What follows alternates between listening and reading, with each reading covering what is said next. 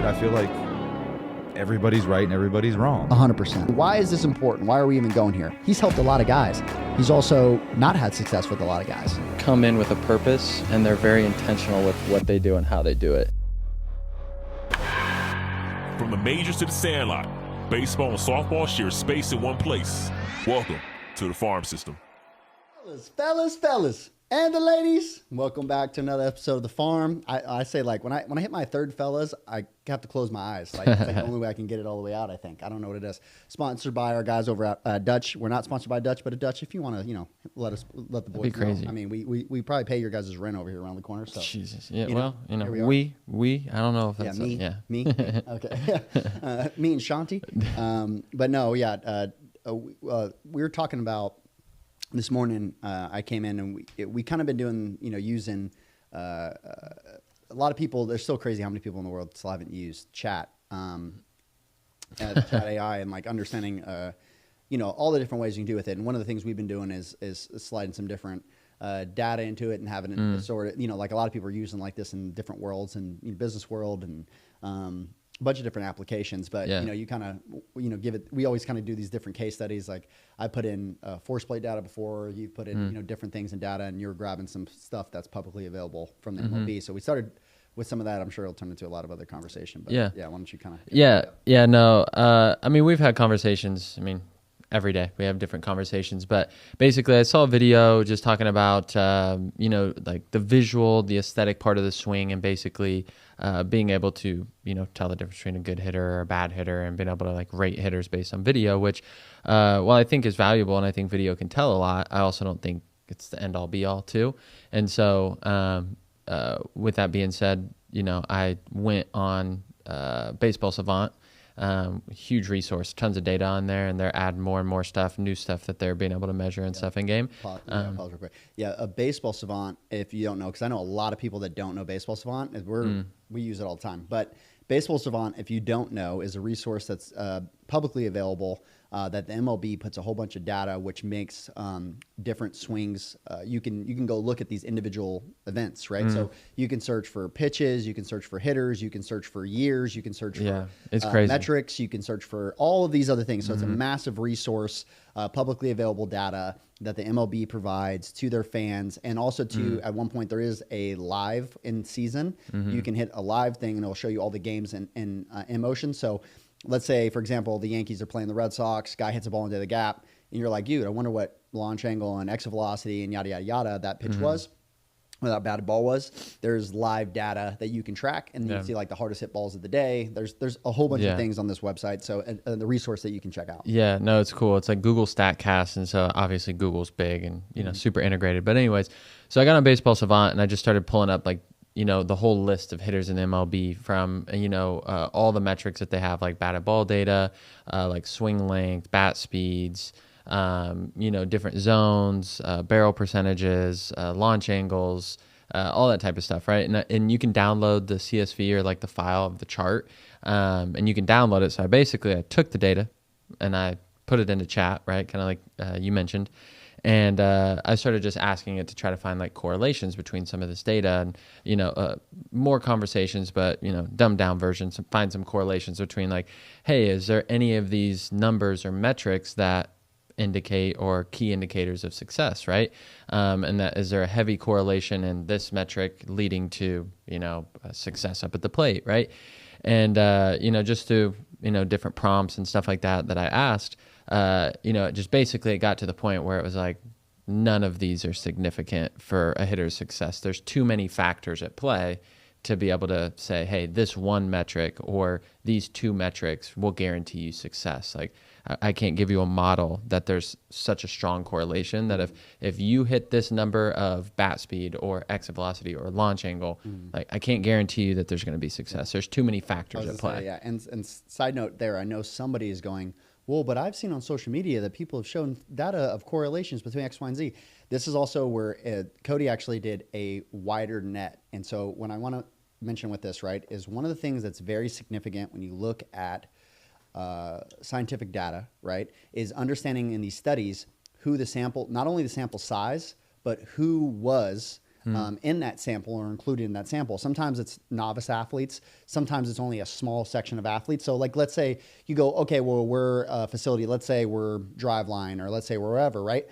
There's still going to be some bias in that study, not only because of who's conducting the study, and we all have natural biases as human beings and what we're looking for or what we believe to be true or what our hypothesis was, but also on top of that as well, is you as a facility are going to attract a certain athlete, right? So you're gonna attract people that think the same way, that may agree with what you think. Same goes for us, right?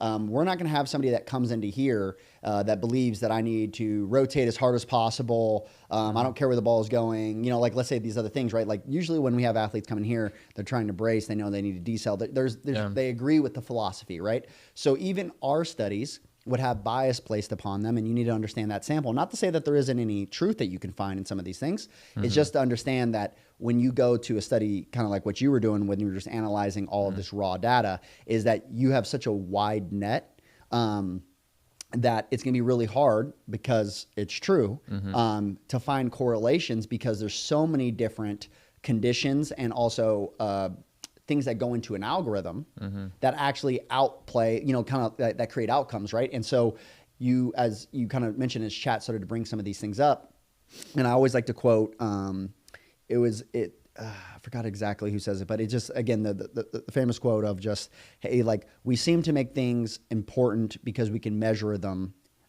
instead of measuring the things that like are important, right? Or just because we can't measure something, doesn't mean that it's not important. And we seem to think that, but just because we can measure it, that it's ultimately really important, right? Yeah. And so a lot of times, for example, if you go to a hitter and we go, hey, their right pinky toe flexes this much, or their eyebrow does this when they do X, Y, and Z. Is it a data point? Can we measure it? Sure, right? But it doesn't mean that correlation is causation. Yeah. And also, too, it doesn't mean that, again, am I going to come out with this new trainer for your eyebrow that makes you do this when you hit, right? Yeah. So while it can be accurate, the objective data can be accurate, it doesn't mean that, again, correlation is causation. We talk about this all the time.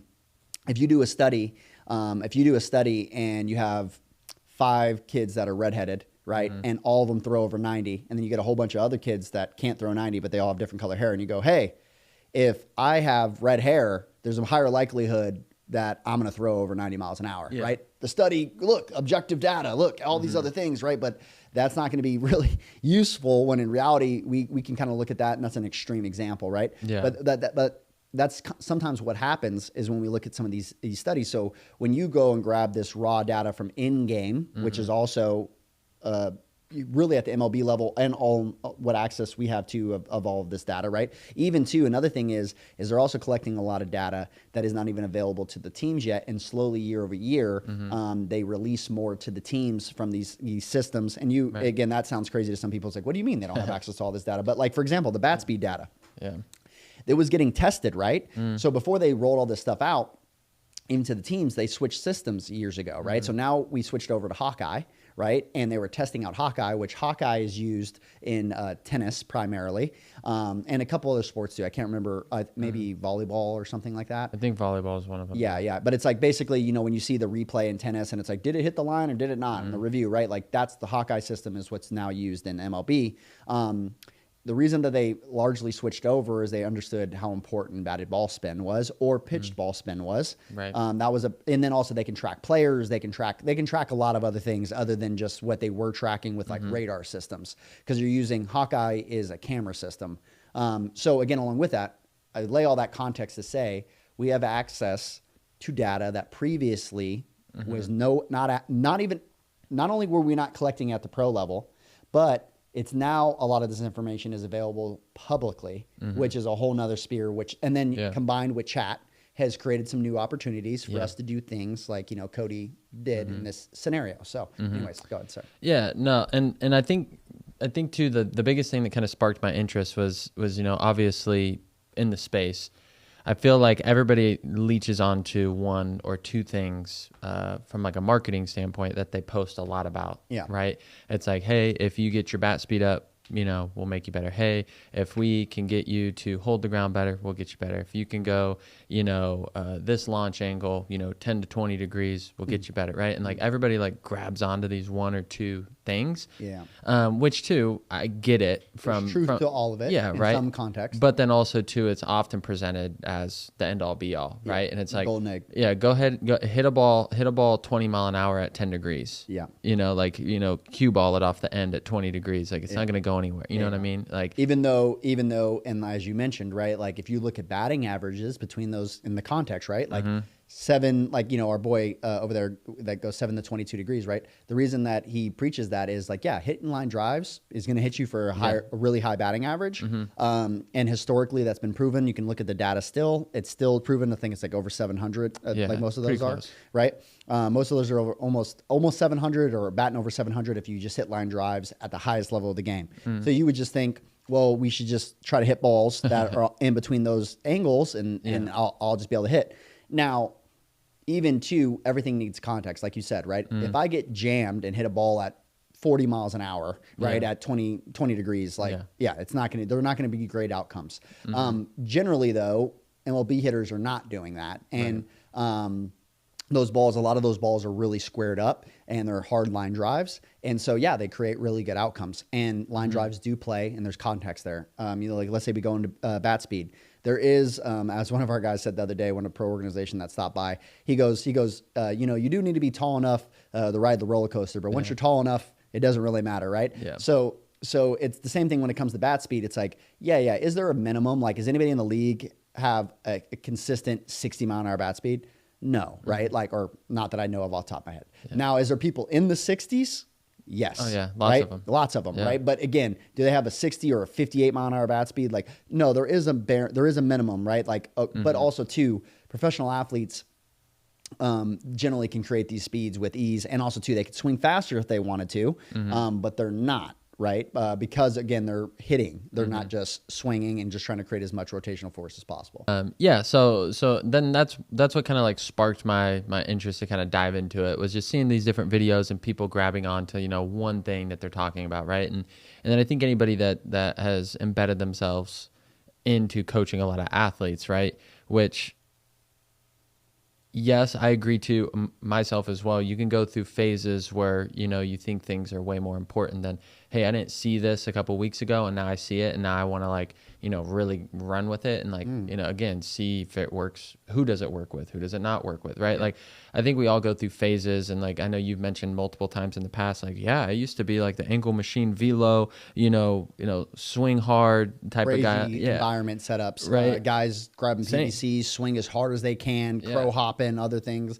I've gone down the route where you're trying to get strictly as efficient as possible, and it's like kinematically, how efficient can we get? And then you start getting into like, well, what's effective, right? And it's like, and then okay, well, what's effective for you compared to what's effective for this person? And hey, I'm 6'8", 280 pounds, and then hey, I'm 5'6", 180 pounds. Is what's different from those different hitters, and what's effective for each one of them, and what affordances are different compared to different athletes, and what can they get away with where other athletes can't get away with that, right? Some athletes do use more athleticism. Some athletes do use more efficiency. Some athletes do use better hand-eye, or again, I don't think it's just hand-eye, but you get what I'm saying. They create movements where they square the baseball up more consistently for a multitude of reasons. Some athletes, again, create more bat speed. Some athletes, can spread the ball around a lot more, so they can't shift on them as much. Some athletes have a really high IQ, so they can guess really well. David Ortiz was huge on this towards the end of his career. He used to talk about it a lot, is he knew what they were going to throw him, so he was cheating to locations, and he was very successful at it. Obviously, one of the best DHs of all time, Hall of Fame hitter, right? So all of those can be true, and athletes can be good for a multitude of different reasons. But again, in every category, there seems to be a roller coaster height, that you need to get past. I have to have at least a minimum of ability to square up a ball. I have to have at least a minimum of being able to have some baseball IQ. I at least have to have now some of people are elite in these different categories, but there is a fundamental across the board where we're all pretty good at this. You know, in general, if you put me against a high school kid, I'm obviously far and above in this area comparatively. Now across the league, this guy might be that, again, we always say, let's say within the top 5% of anything, business, when it comes into a different sport, when it comes into, anything you want to look into, scientists, any of the other things. Inside the top 5%, the difference between 5% and the top 1% is there's a chasm. Yeah, significant. Right? Significant, right? There's a difference between being rich and being Jeff Bezos. You know? Like you can be in the top 5% of the world and Jeff Bezos is on a different planet, right? Yeah. So there's massive differences. So when we look into the MLB, which is the 1%, right? The difference between the top 1% and the top 0.5%, right? Or the top quarter of that 1%, Hall of Fame hitters there's a chasm. The difference between I played one day in the big leagues compared to I'm a Hall of Fame baseball player. And so because of that, it creates kind of what Chat's saying is like, there's a lot of factors that have to be considered in, and a lot of things that with that, but I don't want to go too far that direction and not state that obviously there is a minimum, there is a basement for all of these skills. Yeah. Which then led to like the next, I guess, conversation you want to say that I had with Chat was, if you had to come up with like a foundational goal to aim for, of different metrics, and it was interesting because like it said, it was like you can chase 10 to 20 degrees, but you can hit balls at 10 to 20 degrees and not necessarily be super successful. There's not a high enough correlation for us to believe that if you just do that, regardless of anything else, that you're going to be really absent good, of everything or else, if you just hit balls 92 plus, I think, because I think it said the average exit velocity, like 90 or 91 was 89.9. So like 90 last year for hits, right? Like all hits. And so, with that being said too, it was like, if you just hit balls 92, but at, sub 10 degrees, it's also not necessarily a great batting average or production, XOBA. Or if you hit balls 100 at those angles, or on top of that, again, the other thing is when you look at averages, you have a hard time too as well, because there's guys that are bunting balls, not as much anymore, right? But again, let's say a guy gets jammed up, he tops a ball, or he does whatever, right? That ball's gonna be hit really low rates of speed. And then you have these outlandish, again, Stanton balls that are hit. Yeah. Again, not as many that are hit like that, but that's going to throw off the data. The averages are going to be low, which in reality, if you go and look at those and you go, okay, you can filter out all of those low end balls and you cut all that data and you throw that data out. And then you can go, okay, you can filter some of that stuff out and try to find, more strong correlations. But as you mentioned, right, like there's a multitude of factors I have to consider based on the different hitters. And, for example, okay, let's say I have a high average. Let's say we go to college. Let's say with it, right? And I take this approach and I go, okay, we're just going to go pure, launch angles between this range, and this is how I'm going to get drafted. Well, what if, and again, this would happen. You can hit balls between, and I did this. You can go back and grab my probably freshman year in junior college. Dude, I was the single king. My average was a lot higher, but I was just hitting singles, right? It's like I batted like 270, but I was just hitting singles. And it's just like, and also too, I figured that out like halfway through the year. And so, I got my average to go up, but like I wasn't really helping the team very much. And I wasn't driving it. My RBIs were really low, and, and then for our team, it didn't lead to a lot of wins. Right. And so, and then the next year, my average dropped, but I hit for a lot of power, right? And it's like over half my hits were extra base hits. But it's like, but then I lost the art of the single because I was just swinging for that. And you got to have the nuances of knowing when to go to what and when. And also I changed my approach. I changed my swing. I changed all these other things. And it's like, you can hit both ways and both ways not be very good, right?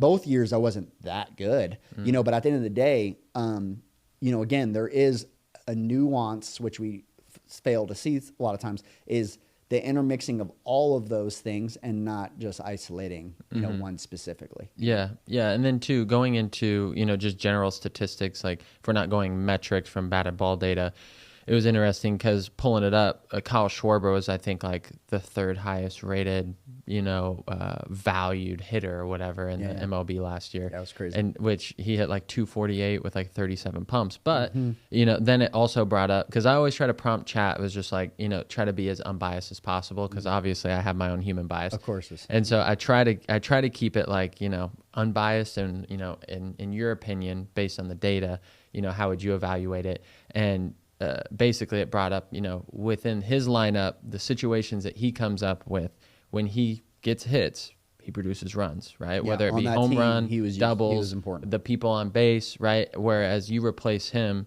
or you put him on a different team, a different roster, in a different part of that same lineup even, how that value could have significantly decreased because he only hit 240. Yeah, which is right. What the funny thing is, what you're talking about, you're using data and all those things to get to it.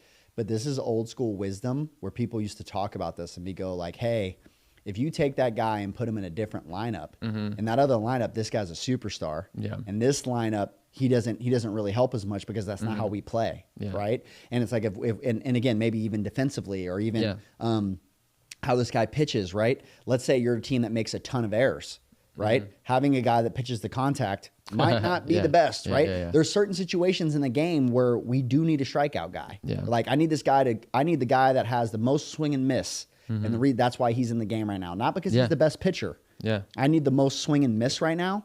I'd rather take a walk or a K than I would this guy putting this ball in play, because if he hits this ball in play right now, we're going to give up a run. Yeah. And I don't want, there's a guy on third, less than 2 outs. Yeah. I'm looking for a K right now. We're in the bottom 8,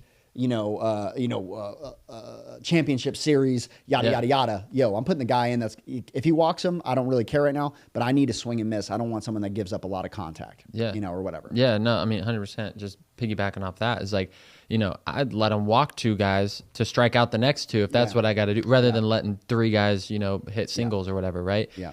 But yeah, no, like definitely some like old school wisdom with like the data and metrics behind it, which I thought was interesting with Schwarber too. It's just like, how valuable their model basically came up with. It's just like, well, based on all the data and his production and so on and so forth, this is why. But you replace and you put him somewhere else, even in that same lineup, how the value of him decreases significantly, right?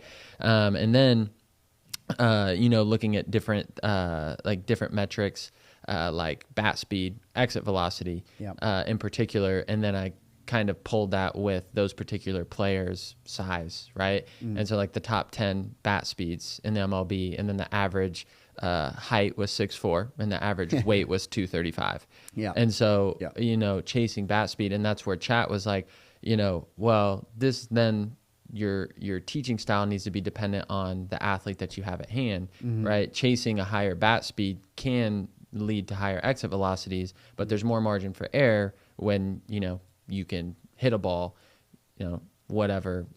35 degrees and it still go out because you're 235 pounds and you can swing.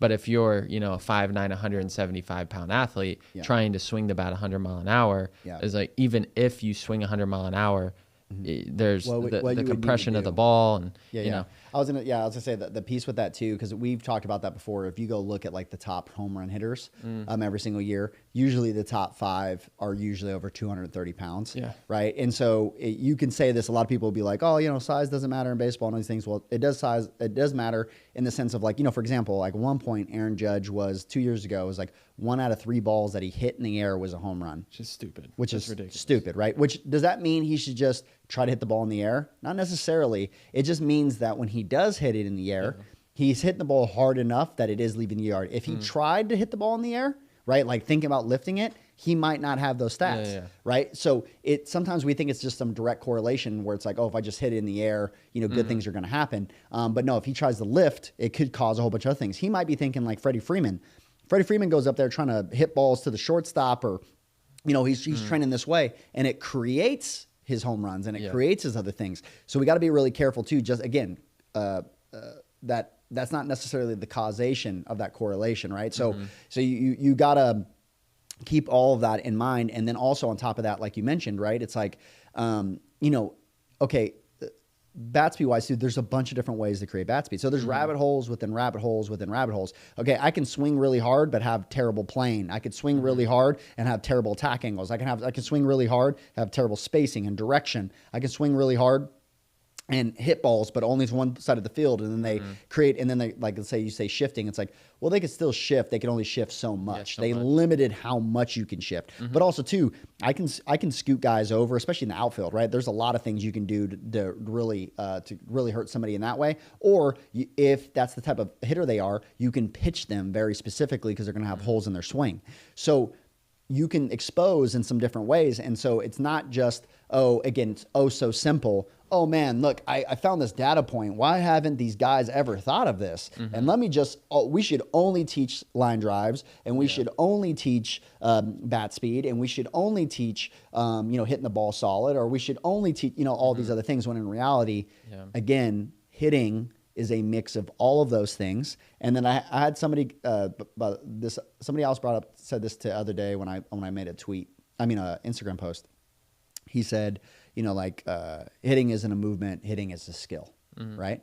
And I'm like, in its basis, I can see how it can almost be a trap for yourself in your own brain, right? Where you go, well, yeah, hitting is a skill. That's not a lie. Yeah. But movement is a skill, right? Moving well is skill. Like, it's very hard to move very well, right?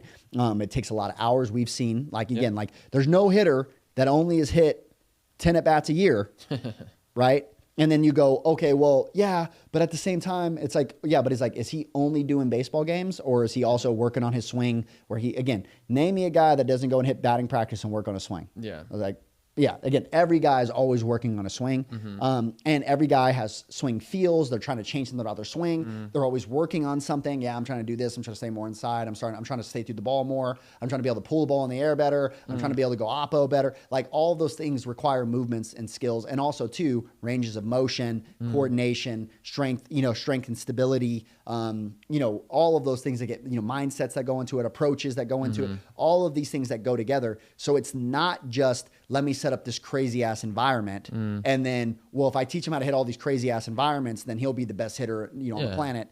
Because again, that obviously gets populated where they go, our American bias, where we go, well, in the Dominican, all they do is hit bottle caps and crazy things. And see, we have all these crazy Dominicans. And then you go and look at the stats and you go, yeah, but primarily the league is not Latin. Yeah. It's still like a 3/4 heavy back American, right? And also on top of that as well, we're talking about that portion. I think it's like 20 or 30% is Latin, not Dominican, right? So you have a lot of different Latins, right, that come from a lot of different places, which Puerto Ricans are Americans, okay? So you take all that together, and it's like, again, there's a lot of really skilled American players that are some of the best players in the world, right? And then you got hitters like Ohtani, which Ohtani, if you go listen to him talk about what he thinks about hitting, is very different than what you hear traditional Japanese training, what that looks like comparatively to what he does. Yeah. So, and also too, just to be frank, I mean, that man is massive. Yeah, well, it's different than what anybody would say about hitting. Like, I love when people point out things that he does, and it's like, then you listen to an interview, and he's like, yeah, I really don't like hitting off the tee. Yep. Take a few front toss. I don't really hit BP. And it's like, well, what do you do? But then people are like, see, this is why you should hit off the tee. Ohtani. It's like, you found one clip of him doing it because the team had to or something. I don't know, whatever the situation is. And it's like, not to say that the team's the devil or whatever. Or he went to it for a little bit. He needed to work on something specific. And we have guys that hit off the tee for 10 minutes and move on, right? It's like they do it every day. And there's other guys that every once in a while, when they want to feel something, then we go to it, right? Or whatever. It's and like, some people who live off of it. Yeah, live off of it, right? Or we hit tee every day, right? So it's like there's all of that in between. And again, so then somebody starts hearing all this conversation. And then, kind of like as you continue with chat, right? Chat, as you mentioned, I want you to talk about this part too, is like, chat's like, there is no, basically chat's, started saying like, there is no one way, basically, what I got to. Basically it was like, there is no one way. And then I was like, okay, well, if you were to take all of this data, how would you try to combine all of these metrics to then be able to predict success or future success based on the data. You're basically asking it, what would your philosophy be? Yeah, right. Without asking. Right. You know. Which again, like I said, I'm trying to be unbiased. I want the AI to like, be very, independent thinking. Because that's really how we operate as hitting coaches, right? Is you go, okay, I see that all of these things are true, but then I start to develop a training philosophy. Well, we're not just bat speed. Like, again, for example, if you just said anybody, even if you go to Driveline, who obviously has been the biggest pusher of bat speed, right? If you just go to them and you go, hey, so if I have an 85 mile an hour bat speed, I'm guaranteed to be the best hitter on the team. They're going to go, no, yeah. right? And again, even them, and that's like your most biased source towards bat speed, right? But there's obviously all these other things. So it's like, okay, so knowing what you know from the wisdom that you do have from the game, from all these other points, well, how would you train, or what would you think? Which is creating, just like we all do, is creating a philosophy of how you would go about then training based on the information that you have. Yeah. So then the interesting part is it basically talks about swing efficiency. It said, there's some things that we can't measure, and it brought up ground force data. So basically, strength, athleticism, we'll just say. It talked about kinematics. Measure, you meant. Yeah, can measure. Can measure. Well, the Baseball Savant couldn't pull that data. So they're like, we don't have that data. Publicly within what you provide. Yes, right. We don't have that data. But we also know that data should be included if you're trying to make a more accurate model of building a philosophy, more data basically, points. right? And then kinematics, which it said it doesn't have access to that data. But again, we can, but we don't have access to that data based on what you provided me, right? Yeah. It's not publicly on, And that. by the way, pro organizations do have access to in-game, because of the new systems and other things. They have access to ranges of motion, not ranges, kinematic, ranges. And again, it's markerless, so you got to take it in. Also, too, in a perfect setting, this is also the more difficult part. In a perfect setting, cameras would be closer. They would, again, you would be in a biomechanical lab. Yeah. But then you get farther away from the actual game itself. Yeah. But with that being said, they do have more data points than obviously the public has access to. We obviously have more access to data than most people have access to, almost by 95% of the country. But there also is a difference between our data and then $1 billion organization, right? And don't get me wrong. With that being said, we have some things that we still have a lot of data. They don't have, right? Yeah. But at the same time, right? If you look at that when it comes into some of the systems that they have in-game data, which obviously they would only have access to because that's their in-game. So basically it was, it stated that information is important. We don't have access to that based on the charts you provided, which Baseball Savant doesn't, right? So we would recommend utilizing that. But based on the information, here's how I would create a model to measure efficiency of, a hitter's swing based on the metrics. And I don't know exactly the metrics, but it was basically, it took a range of launch angles, so like a percentage of balls that they hit within a certain launch angle, average bat speed based on exit velocity and like barrel percentage or something like that. And it was like, times divided by times, whatever, right? The whole model. And then it popped out, here's our model, measuring swing efficiency based on that information, right? And I was like, okay, based on this. Here's a philosophy I created based on what you did provide. Yeah, right. And so then it goes, here's blah, blah, blah, blah, blah. Here's how we measure it. Okay. Because you could almost think that algorithm that it created was its current philosophy. Okay. We all have an algorithm in our head, right?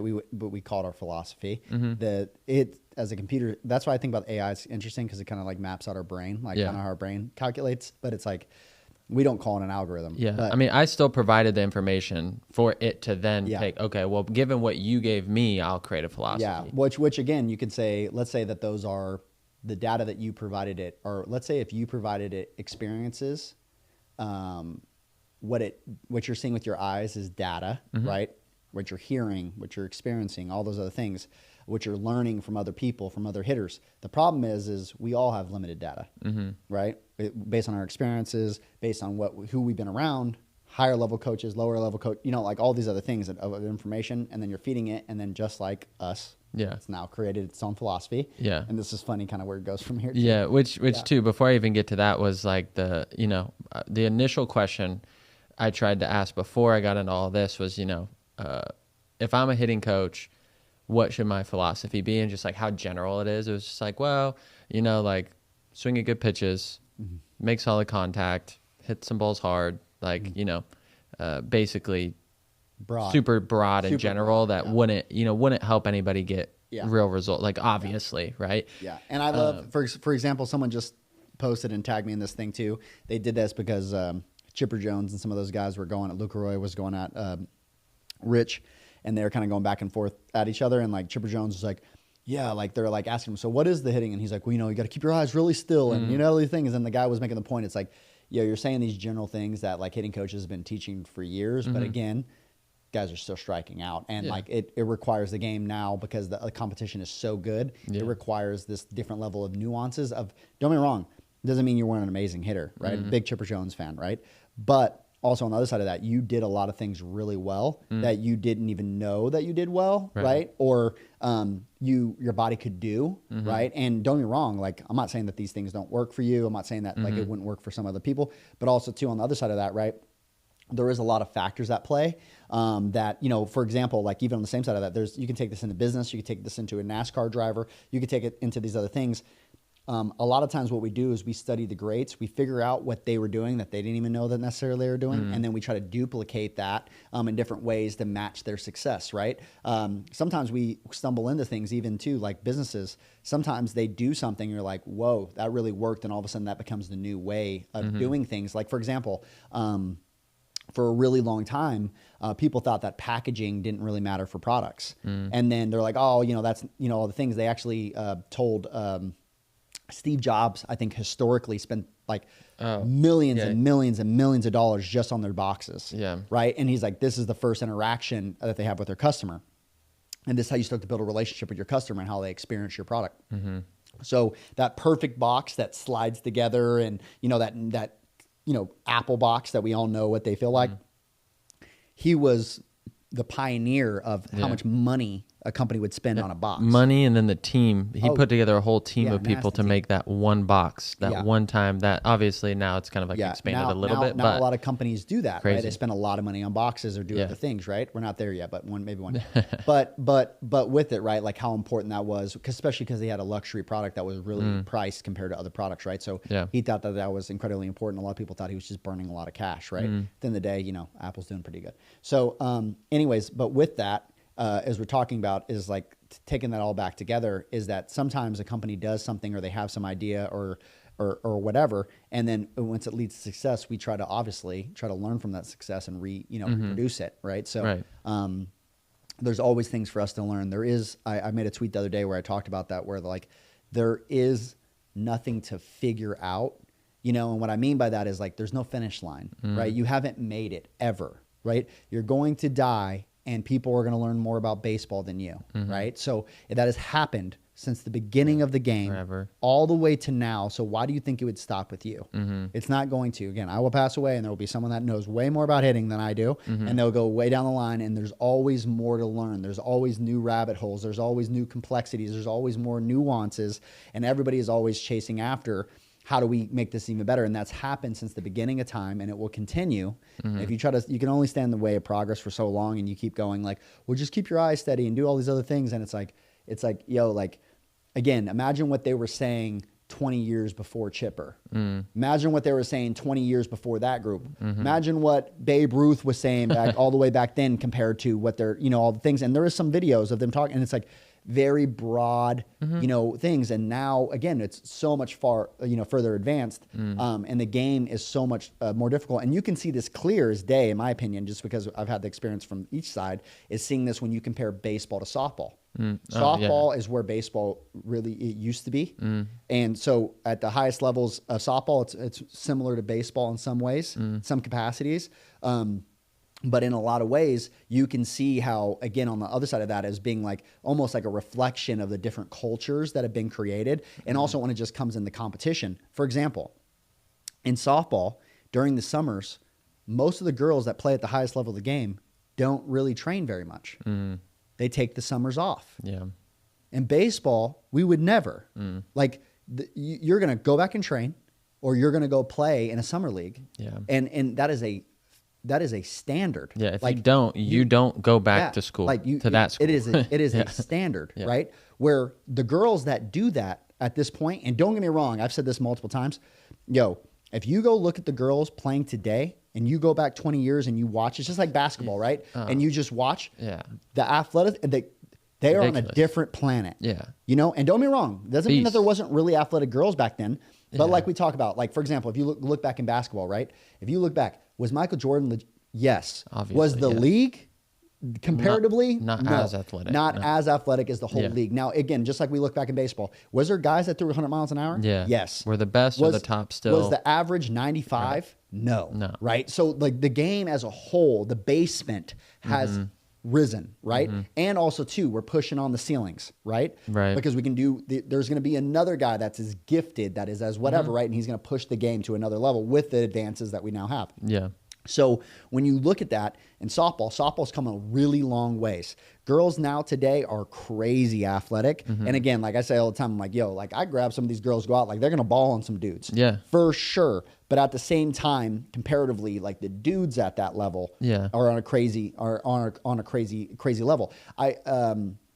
And you look at that and it's like, again, baseball seems the ones that pushes the edges and then it breaks room and kind of paves the road for softball to follow. And again, softball also, I'll give credit on this side, has closed a lot of ground in the last recent years because, again, of some of the pioneering and also, some of the things that have happened and some really great coaches that have been in that space. But overall, just objectively looking at the spaces, you can kind of see the differences between competition comparatively because how you train or what you're required to do is also always based on your competition. If we look at business, right? Why in America, one of the reasons that we work so much compared to other countries is because of the competition of capitalism, right? Is that if you're not willing to work and somebody else is willing to work and that's your competition, again, if they're out producing you on a very high level, right, it then requires your competition to do the same to keep up or to come up with some other edge to keep up, right? So it pushes this culture. Not always healthy, but it does create some of these other things, right? There's a lot of context with that. But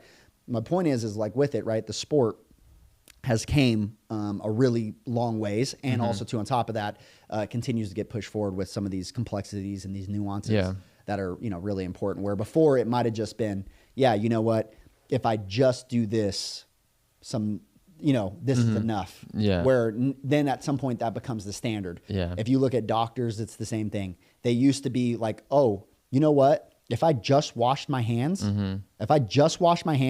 I have a 50% reduction, right, in illnesses and other things that come afterwards and infections and all that stuff.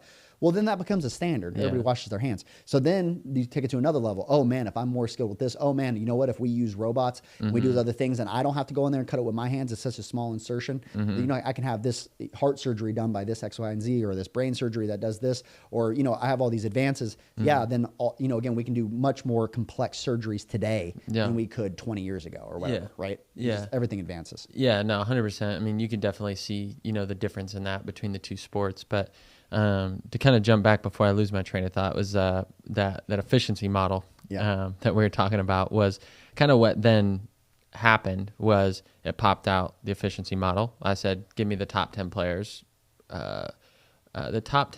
statistically based on your efficiency model. And the first one was Mookie. And I was like, oh, that makes so much sense. I was just like, Mookie's pretty good, And then it was like, backup outfielder for the Blue Jays. I looked him up and he batted like 189.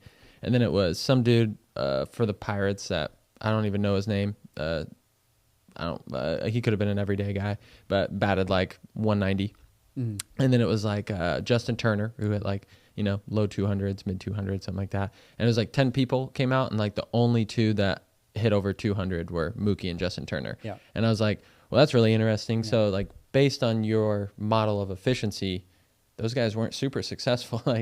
So these are the most efficient players based on all of this data that you get, like I gave you. So you had a philosophy, right? Sounded good, yeah. Right, man, you're right. Okay, I'm going to take this. All these things sounds really sophisticated, right? It spits all the things out, and then biblically, I always go back like true wisdom will be shown by its results. Okay, well then give me your results for these. Who would be the top 10? Boom, it spits them out. Yeah. Ooh, well, there's obviously something off in our algorithm.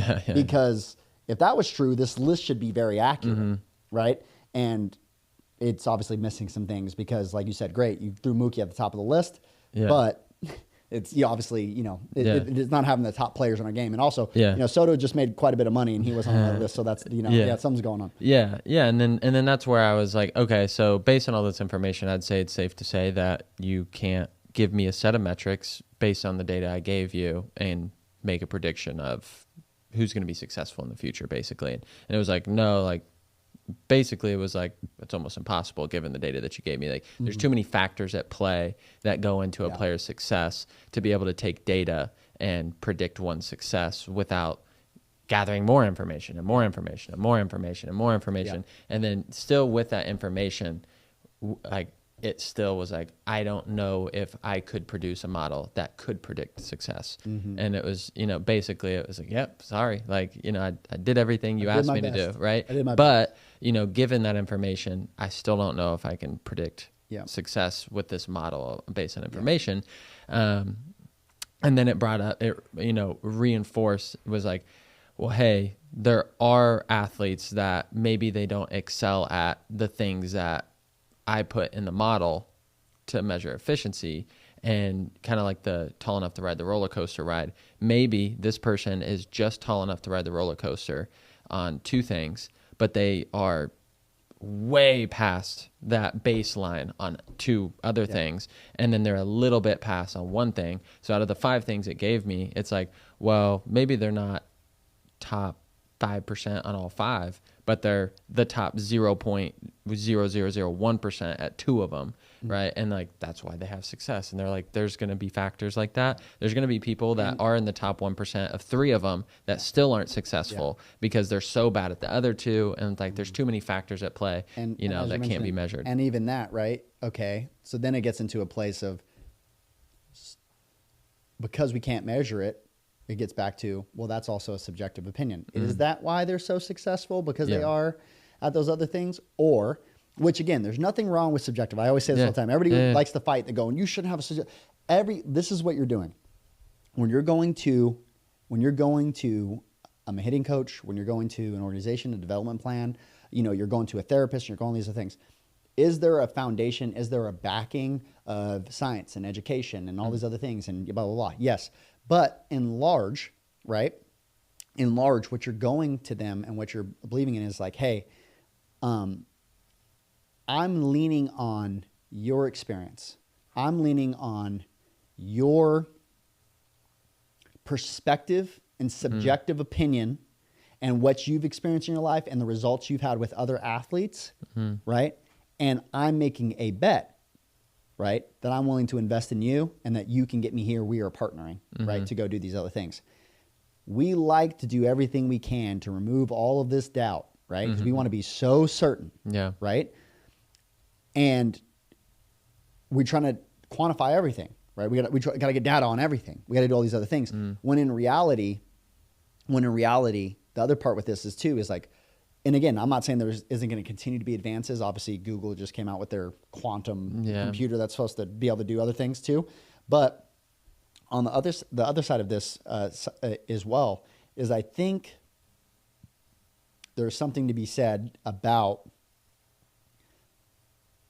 when it comes into training and when it comes into all of these other things and all there is to know, there isn't just it's so much more complicated than even our brain can even imagine of how complicated of every factor that comes into all of these other things, that it's like, I think one of the other perspectives we need to have with it is like, like there is no perfect way, right? You can always learn from so many different people. There's always more to learn. No one is always right. No one is always wrong. Science isn't always right and it's not always wrong. Again, even if we like to paint these things, it's like, it's science, but it's science. It's like, well, I can show you that all the redheads throw harder, right? It's just like, and that's science, right? Like, but at the same time, there's all of this that always needs to get played like all the way through. And in reality, there's certain things where I think in the future, it's going to open up a little bit because we are starting to get more camera based, which is different data points, right? It's not just these speeds and angles and other things, but you're also getting kind of like how our brains work, where we can see shapes, and then also too we can see, let's say spacing or direction or some of the other things. Like the human body is definitely very remarkable in itself and all its other things. But then you also get to the other space, as we talked about on the other way with that, which is you can go into the whole place of how you speak to players and what music you're playing and what all these there's it just goes on and on and on and on and on and on and so there is no figuring it out. And then once you get to that, you get to a place where you go, okay, well, I want to create a bucket, or I want to create, hey, if you show up with these things in the algorithm, it's going to spit this individualized plan to you, right? This magical plan that is going to pop to you. But again, also on the other side of that, you got so many other things of, it could be a drill that they don't need to do, but it gets them in the right mindset, right? And then now you're trying to quantify everything that's going on in their brain and every thought and every emotion and everything that's going on in their personal life and everything that, was in their childhood and everything that was, in their spiritual life and everything that's in their, how they're feeling today and everything. Like, it's just like, or we can just, don't be wrong, chase getting better and all those other things like we always have, but be very careful of not trying to remove the human experience, which is, it's not about just purely X's and O's and how far advanced can I just, we're taking out everything else there is to learn from those experiences along the way by chasing like this optimum false reality of perfection that doesn't exist, and I actually wasn't planning on sharing this, but I just last night I thought that this was good, and I always like to mix some faith in, and this one I thought yesterday I took a screenshot of this and I was like, oh man, that's so powerful. It says, why seek validation from the world that crucified the perfect man? And I was like, ooh, nasty, right? Which is like the same thing as we think, oh, if we're just perfect, then all these other things, it's like, okay, well, we have a perfect example of the perfect man, like within Jesus, right? And with that being said, like the world still criticized, still found a way to tear him down, still found all those other things, which again, in this context, right, is just being like, there is no perfect player, there's more things that we can learn and all these other things. But at the end of the day, like, that's what made, I think, baseball feel so personal, and like that connection with like people at home is like, you have this, relationship with the player, right? You have this like Soto, like it's not even about his stats.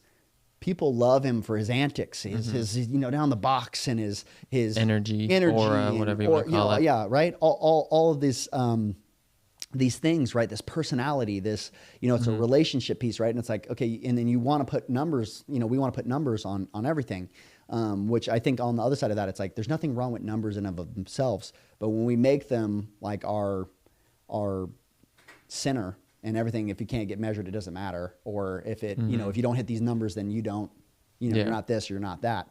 Obviously that creates some, disconnection from like I think just who we are as people. Yeah, no. And kind of like you were saying with like the human connection side, we were talking about a hitter here that basically I was just talking about me hitting with her was, I didn't really even do a drill that was that much different than what she's done earlier this week. Yeah. Just asked her a question like, hey, what were you trying to do? Hey, don't do that. Yeah. Do this.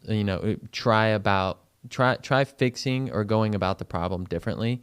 And then all of a sudden, like, things started to clean up, and it was like, I didn't even give her a drill or a physical, like a cue necessarily, you shifted her intention. Yeah, right. Her intentions changed. Without like, okay, we can do the same drill, right? I give you the same drill, right? But we even do this as hitting coaches. Hey, I want you to do this drill, but I want you to focus on X within that same drill. Yeah. I could be using rapid toss for a multitude of reasons. Yeah, tons of reasons. Maybe it's for the D cells, maybe it's for a quickness element, maybe it's for bat speed. Maybe it's for Sometimes whatever. I do it so they stop thinking. Yeah. And I'm just like, just swing, right? Maybe just to get their legs back in the ground and get stable down below. You can use the same drill, but have 10 different, positive attributes that are for different hitters, right? And so I think that that's also the thing too as well. But like, as we mentioned, it's like, sometimes with our sessions, like we, specifically me, obviously I'm a talker, but a big part with that is I know the power of just changing your intention. We've seen this with pro athletes. It's like, sometimes we don't need to hit 150 balls today or 300 balls today. We've had times where I've had sessions where we've hit 20 balls and the guy's swing dramatically has gotten better because he just changed what he was trying to do. Right? Like, hey, just, and then we start thinking about, how the body works and what's going on internally and like all these other things. And we talked about that with Chad a little bit too. It's just like what you can visually see compared to like what's going on underneath the hood. And then the forces that are actually at play comparatively, like, great. You can be the batting stance guy and it looks like Barry Bonds and you look like you're mimicking. The difference is when he hits the ball does this. And when you hit the ball does that. But you guys the mannerisms look the same. You look like you have the same batting stance and you mimic all those other things. But the difference is your outcomes are not the same. And again, you're, 60, 70 pounds lighter than he is.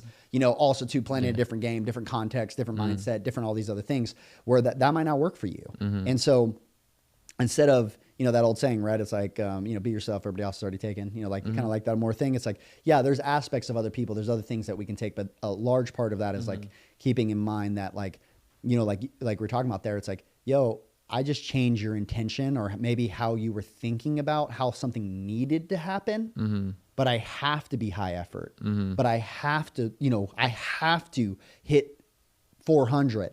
I have to hit 20 home runs. Right. I have to pull the ball. I have to swing like this, right? I have to turn the barrel like this. I have to do this with my feet. I have, those things can become cages that actually hold me back from performance. And sometimes, we need to destabilize from a skill acquisition standpoint, destabilize something that has become something that was really stable, like a hard lock in my life, a chain that got developed. And those chains in our brain, when it comes back to that, like some of those things that are those established chains are really important. It's really good that we don't need to like consciously think about how we walk every day, right? Like it's very beneficial. But at the same time, sometimes I need to destabilize that because it's causing a lot of pain in my life. How I sit, how I sleep, how I do this, blah, blah, blah. One thing that once served me very well is now a problem, at this point in my life. But a big part of my life that really served me. Right. And so that becomes like a big thing where it's like a lot of times we're just doing that within conversations and we're just talking to an athlete, and we can be in a different extension than, let's say, like even like a therapist or a psychologist, because we might specifically be talking to them about the skill itself. Like your therapist might not talk to you about how to turn your barrel, but at the same time, we might use some of the same strategies as a therapist or in combination with a therapist or a psychologist or whatever that they would use to help you with a family dynamic or something other things. But we're focusing on something and maybe of how they're focused on their swing themselves or how they think they need to hit. Or maybe they think they played for coaches that were very angry and aggressive and they had to play out of 10 all the time and it had to be 100%, 150%. And they can't, that's the only way they can play, right? And we talked about that with another one of our hitters where it's like, hey, the mentality you have on defense might be the opposite when you're in the box. You might in the box need to be much more relaxed, but on defense, be more ready to go. Like I'm a goalie, nothing's getting past me, and really hyped up, that it really filled. And then when I get in the dugout and I need deep breaths and calm into, I need to get my arousal level back to a different level than when I'm doing a different task, and everything in between, right? It's like, or, great, that makes me a really good defender, but it makes me an asshole in the dugout. And I'm terrible to my teammates and I'm talking back to my coaches and my route, and I was, part of that is like, when I was young, I played my hair on fire because it did produce results in certain ways. And then also limited me in other areas and learning how to, ebb and flow out of those different arousal levels and control those things based on what serves me best is a tool set and a skill within itself too. Yeah. I used to have a coach back when I was young that used to say is like learning how to flip the switch or transitions more important than the skill itself, of like what you're doing. And different skill.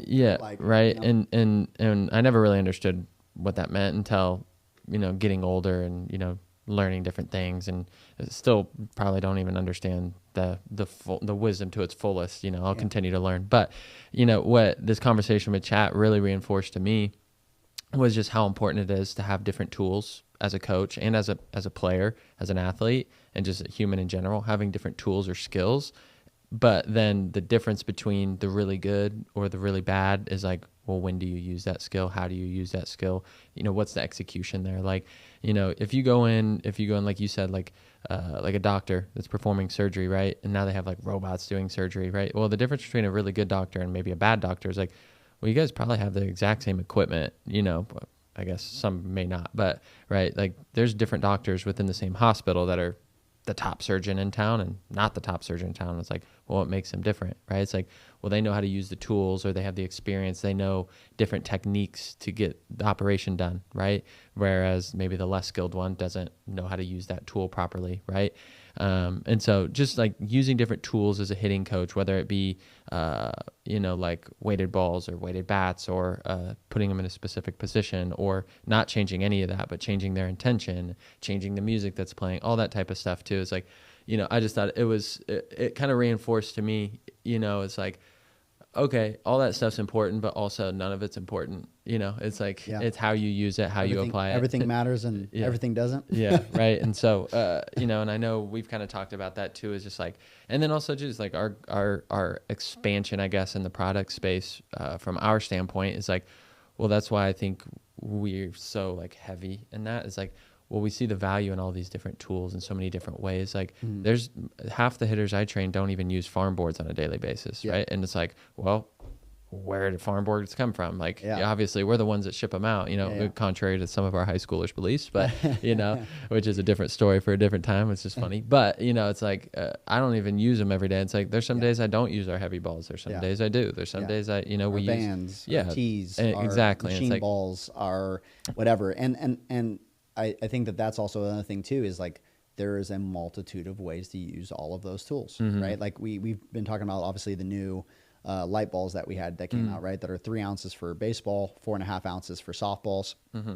And we also have normal weighted balls, right? For machine ball, 5 ounce, 6.5 for softball, 8 ounce heavy softball, or 6.5 ounce baseball that we have as well, and all those different tools. But you can use them in a multitude of ways, right? And if you think about your tools, right? These are just tools. But sometimes I'm building a cabinet, and sometimes I'm building a fridge, or working on this or doing whatever. It's the same tool, but I'm using it in different capacities, in different settings, with different hitters, with different outcomes that I'm chasing. I can use the same hammer and build different objects, right? Or I can repair different things, right? And so, yes, the tool overall, it is a hammer, but it can be used in different capacities, in different settings. And also too, some tools are more versatile than others, right? So that's where, I think that's also the other thing is like, hey, regardless of philosophy, we do, if you want to learn our philosophy, we do have curriculums. We do have other things and educational resources.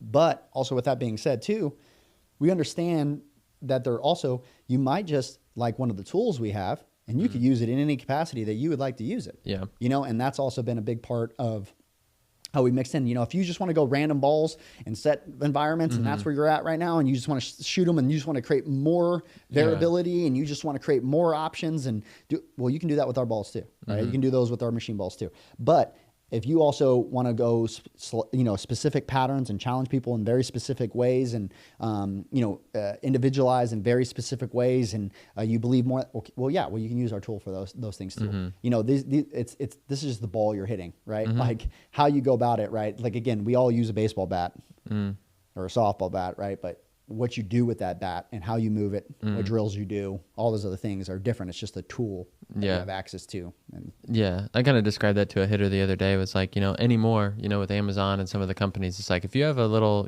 Allen wrench, like you probably build a lot of things just because like that's what everything's going to, is like you can like screw it in there, pop a table together, pop a chair together. Like there's a lot of things you can do with it. But also too, while it's so versatile for so many things right now, I also I have a toolbox with a hammer, with a tape measure, with a level, with, different drill bits, it's like, and so again, all those tools are great.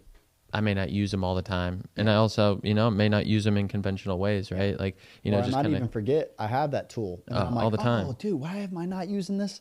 Yeah. Man, especially when you get so many tools. Sometimes you're like, oh, yeah, I used that 3 years ago. And, and that might be a drill. A drill is a tool, right? Is another, what do they call it? Modality, right? That I can utilize to help somebody. And sometimes, like, for example, we have so many different drills that we utilize, right? That's like a slight variation of something might be amazing. Or maybe we need to make a new variation of something that we've never created before, right? And you know what? And for a lot of hitters, maybe we don't, it's a rare one. We don't pull that out very often. But for this hitter, it's really important. And as much as we would like to go, oh man, well, if we just have a computer, it wouldn't, all these other things. And it's just like, well, no, I mean, that's also part of the process. And also in some ways, part of the fun in a lot of ways, right? Like the human element. And I get that, right? When a lot of people are talking about that, it's like, we want to have success and we want to do all those other things, but also there's something to be said about the relationship that you build with the athlete where, like, one, you own some things and go, oh man, you know what? We did this drill, but I think it's kind of messing this up. And I think it's causing this. And it builds this trust and, like, hey, even when I messed up, like, I'm going to own things. When you mess up and you didn't come in ready to train today and your brain was another, like, you own your stuff. We're in a partnership. We're doing these things. We're doing these things together. It builds that relationship where some of that also too, the relationship itself is the tool, right? When they're not playing well, they're not doing their things. Like, sometimes you're the person that they can come to for objective, right, support or, all these other things. And, that in and of itself is a massive tool rather than, it's not just a drill I go back to. And yeah, sometimes you do just need a drill. Maybe you don't need you're not calling on the relationship in that minute. But, we've seen it so much where sometimes it's a mentality switch where I just talk to someone that's loving and supportive and all these other things. And then all of a sudden I start banging again, you know? And so there's a lot of things that go into those things. And sometimes the drill just brings a sense of stability and I know where I'm going, a path. Okay, we know what we're working on. I'm not just throwing things against the wall, like some clarity, some whatever, right? And so sometimes it's not even the drill. It's just what the drill brings to me as a hitter, some consistency. I say sometimes I'll give a drill because I know that's what the hitter wanted to do or was thinking the adjustment was, even though that's not the one I wanted to go to help them build some confidence. Like, oh, I kind of know what the heck I'm doing right now. It's like, yeah, we're going to do that for a few. And then I'm going to do what I really wanted to do. Right. Well, there's a time for feel good BP. Yeah, that too. There's a time where there's a time I'm going to flip you in front toss and just let you bang. Yeah. Just hit. Just bang. Yeah. Right. And you know what? The swing isn't amazing, but you know what? Right now, that's how you need to feel, right? You need a little pat on the ass, and you need to be reminded that you're one of the best players in the world right now. I got to let you bang a little bit, but then I'm gonna challenge you a little bit. When it starts mixing it in, and then once your confidence is in a different place, your head, your heart's, your soul's in a different place, then I'm gonna start. I can press on you a little bit right now. I can do some of those things, and some of that too isn't like just a measurement, right? No. Right? It's learning. It's a skill set of learning other human beings and some emotional intelligence and some other things of like learning when I need to press, when I need to pull back, when I need to support, when, again, I need to challenge or, all these other things, when we need to have certain conversations. And that's where it's like, again, like you, as Randy Sullivan always says, like you need to know your athlete, right? And the more you spend time together, you guys learn just like business partners, just like in a relationship, just like with your, your wife or your kids or whatever, you know them and you're like, ooh, before it happened, like, with Tank right now, it's like, if there's something, you're like, oh, he's going to freak. Or, or if there's things like, if because you have a relationship and what they're going to respond well to. So sometimes that's another thing with like in hitting, I could have the perfect drill, the perfect modality, the perfect, all these other things. But if they don't commit to it and they're not in and they don't trust it and they don't and all that isn't there, right? And they don't trust you, they don't, on your guys' relationship isn't there, and they think that there's some bias or like that you have your intention, like that you have your own agenda that you're whatever, right? It doesn't matter. Sometimes it's just a trusted voice that they really need. With it as well. So there's all these other, dynamics that go into it where it's like, we might not even work anything. They just needed to hit with me. I just needed to be there, be present, right? Just be at the game, you know, or just be in the training session where like, you know, I would just feel comfortable. If someone's saying the exact same words and the exact same tone and everything was equal, which it's not, right? If it was, just their presence, you know, brings me confidence. Just their presence, you know, brings me support or whatever. Yeah. Yeah. No. And I think too, that's another piece learning from that conversation having with chat is just like the human element. It's like, no matter how much you try to automate something or make a computer do your job or whatever, like that human element is still extremely valuable, extremely important. And while there are things that you can definitely use a computer for, or AI or softwares to do, right? Like I can't eyeball what Rapsodo is telling me from a data perspective. Like I can't be like, oh yeah, that was that spin. Like, of course, but also too, you know, like Rapsodo is not coaching them through how to create the result either. It is, you know what I mean? It is when we try to use the computer as the human element rather than just the tool. We're asking it to do something that it's not its role. It's not its role, right? You know, we're not asking the drill to be a human, right? We're asking, you know, we're using the human is using the drill to create an outcome, and it's just the tool. You know, it's not the craftsman. You know, it's just the hammer. It's not, you know, building it itself.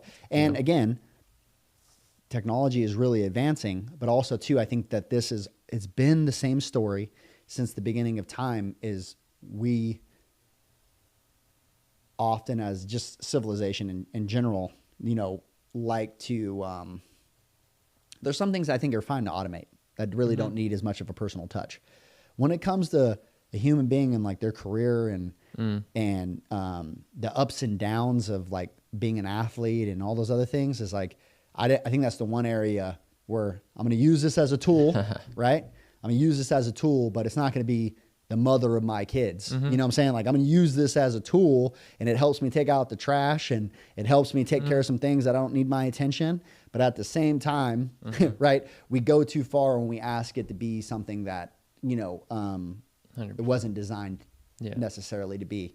Even if we try to redesign it, right, it's just like you know, we're special and unique. You know, blessed and highly favored. Yeah, no, 100%. And that's, I mean, that was really like the conclusion of, you know, the conversation and just like the efficiency and metrics. And then also to just, you know, what to prioritize as well, which I think everybody should always check themselves. Like, hey, what am I prioritizing? Where are they at? Where am I spending my time? Where's my effort? Like, I think everybody should always do that, because you know, sometimes our priorities switch and we don't even realize it sometimes. Like, I've been prioritizing, you know, people looking at their launch angles recently for the last 2 weeks. And now I look back and like, you know, nobody can even give me feedback on their own swing because they only look at the TV all the time. So it's like, you know, I think it's always good for people to always check themselves and like, what are my priorities?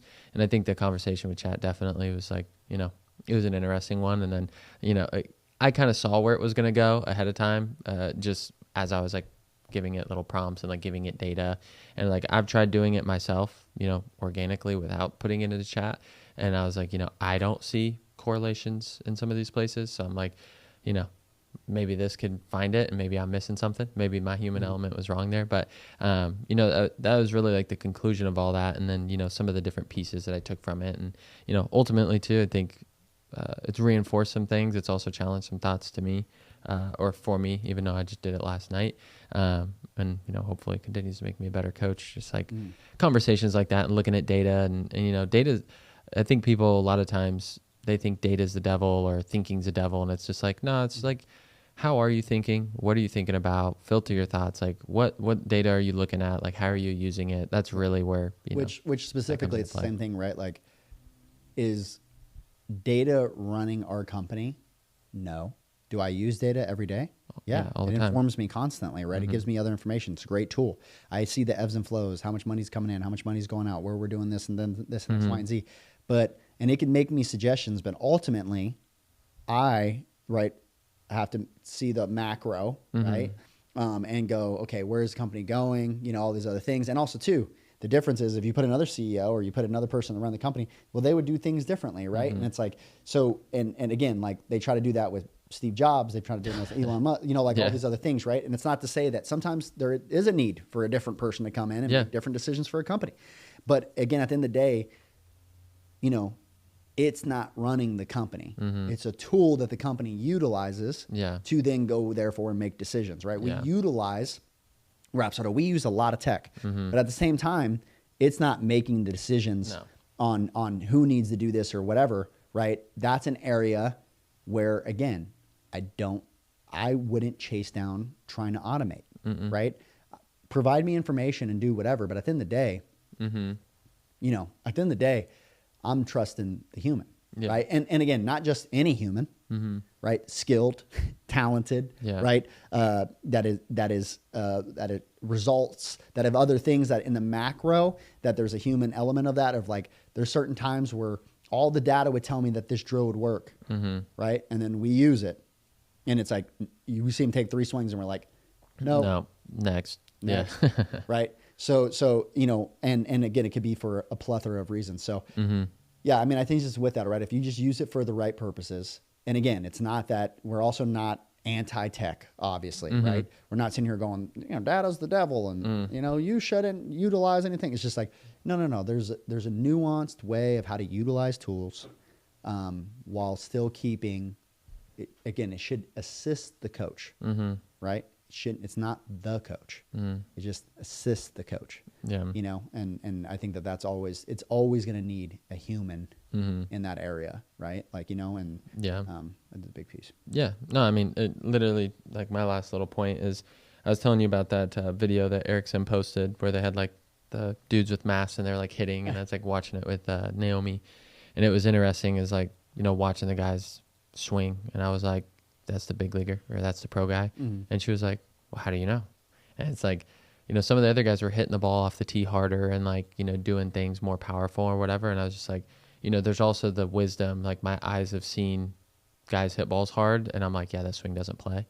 Like, you're going to get to a certain level and you're not going to be able to hit that type of pitching. And then like, hey, that guy did hit the ball 3, 4, 5 mile an hour less off the tee, but like, I can tell the swing he took plays at a higher level, just from my experience, right? And so again, it's like, while those metrics are important and can be very important, and you can use them, you know, like that exact scenario too is just like, you know, the human element side of like your eyes can also tell you a lot. And, you know, you mentioned that earlier, it's like starting to get data points with, you know, we are like a supercomputer, our brains and everything, and like how we process it. And she thought that was super cool, that I was like, oh, that's the pro guy, you know. I was like, for sure that's the pro guy. She was like, well, you know, the other guys hit it harder. Wouldn't you think that the professional would hit the ball harder? And I was like, sometimes, like, just kind of depends, you know. It's like, you know, and like and she doesn't understand baseball super well. And so, you know, I was like, I just, you know, just wait till the end. I promise that's the pro guy. And as we get to the end, and it's like, whoa, that's the pro guy. And she was like, what the heck? Like, it didn't make sense. And it's just like, you know, you can look at all the data all you want, but also like a trained eye is still really valuable. And, you know, not that I'm the most trained eye, but I have been around people that have played at that level and not played at that level. And I'm like, well, and also had the benefit, you said this earlier about how many athletes actually training. We have a very unique environment where we train a lot of athletes in a short period of time. So like a lot of hitting coaches, for example, will have like 15 hitters a year, 20 hitters a year. And then, you know, they only have those 15 or 20 for the entire year, right? And when you're talking at like a college level or high schools that necessarily might not be doing lessons or things like that, right? We obviously do privates and then also have groups and all these other things. So we see a lot of hitters that come in and out. And again, because of that, it, you know, creates a bunch of different shapes, a bunch of different ways of working with a ton of different athletes and how to help them get results at different times in their path, and what's going to lead them to results today and then long term, and then how we kind of balance some of those things. And you're right. It's messy, and it's not just a straightforward, you know, wish it was. Read this book, do this, right? And a lot of parts I do, and then also the other parts is like, I don't like it. Like, again, there's no one way to build a business, right? Like, there's all the things and factors have to come into it, and circumstances, and in my opinion, you know, some God winks in certain moments, and to take care of some things that obviously, you know, wouldn't happen if it didn't play out this way, and he wasn't filling in the gaps. Or, you know, I think at the end of the day, like, you know, you can work as hard as you want. The whole world can be pulling a different way than God, and you're still going to lose, right? So it's just like, at the end of the day, I think on the same side of that is once you can get once you can kind of understand that and stop pulling against that and just utilize things and, you know, utilize tools and, you know, all that other stuff, then yeah, things, it almost like takes the load off of just being like, there is no perfect way. No. Just keep learning. Yeah. Keep getting better. Keep trying to be a better coach and taking in new resources and information and filtering and adding it to your thing. And I think if you think of somebody like JW with, he just switched organizations. I forgot which one he just went to. Jerry. Forgot what he just I think he went to the Cubs. I think so too. Yeah, he went from the Rockies to the Cubs. So like that's cool. Like that's a guy that's like he's been in the game forever, and you know he just keeps learning from different resources and trying to get better and trying to get better, and like that's part of that's part of it, right? And just sharing that wisdom with other people, what you've learned over the years and what you've seen, and again, you're gonna pass away, and other people are gonna have more information. You know, they're gonna keep stacking it. We're gonna all stand on each other's shoulders, right? So I just think that it's not about if you make it very X's and O's and ones and zeros, it's a dark game. It's not even fun. Like it's not even like, again, you take the love of it out rather than just like, again, it's not only that. It's just a big, it's a part of that. It's a tool to whatever, Yeah. So Yeah. No, 100%. cool. All right. I'll pray us out real quick and we're going to do it. Dear Father God, thanks so much for the conversations and the insights and direction and paths that you continue to put us on and open our eyes to different things. I just ask that you continue to soften our hearts and let us be open to what you want us to see and your perspectives, and we go closer towards you so that we can go grow closer towards others, God, because we know ultimately you're the source, and we just ask that you continue to soften our hearts in areas that we've become hardened by the world, God, and we just lead us back to you. And we just pray all these things in Jesus' mighty name. Amen. Amen. Well, until next time, Farm System out.